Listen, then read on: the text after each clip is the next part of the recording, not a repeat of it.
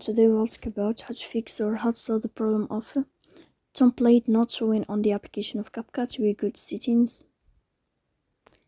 In this page we go to apps, default apps, app settings.